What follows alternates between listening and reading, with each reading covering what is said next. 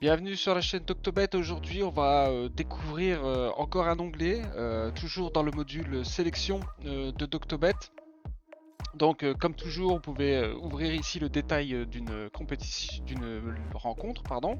Et ici, vous avez plusieurs onglets. Et celui qui va nous intéresser aujourd'hui, c'est le head-to-head, donc le tête-à-tête. Hein. Donc, le but ici, c'est de pouvoir analyser les rencontres entre les deux équipes. Alors, comme d'habitude, comme dans tous les onglets, vous avez sur la partie haute des filtres qui vont pouvoir vous permettre d'affiner votre analyse. Donc on va regarder un petit peu ce qu'il y a. Alors il y a ici principalement un filtre, c'est le type.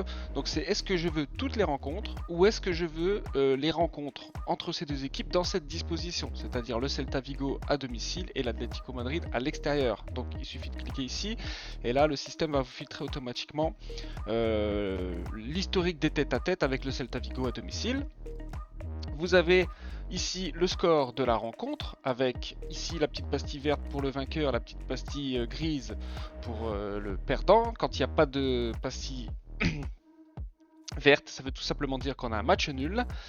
Et vous avez maintenant la possibilité de filtrer ici sur les 5 dernières rencontres. J'ai proposé 6 et j'ai proposé 10 également. Voilà. Il faut savoir que quand vous modifiez que ce soit ce filtre ou celui-ci, vous avez ici les statistiques qui viennent se mettre à jour. Et donc par exemple sur les 5 derniers matchs entre les deux équipes, quand le Celta Vigo joue à domicile, on a un match nul, du coup 20%, et on a eu 4 victoires de l'Atlético Madrid. En moyenne, on a eu 2,2 buts, 0,4 de la part du Celta Vigo et 1,8 de la part de l'Atlético Madrid. 40% des matchs ont vu un BTTS. Les pourcentages comme ça, sur 5 rencontres, moi je trouve ça un petit peu faible, hein, mais c'est à vous de voir. Voilà, donc par exemple sur l'ensemble des tête-à-tête avec le Celta Vigo à domicile, on a 25% de BTTS seulement. Voilà, c'est une information que je vous laisse interpréter. C'est tout pour aujourd'hui, je pense qu'on a fait le tour de l'onglet. On se retrouve bientôt pour une prochaine vidéo.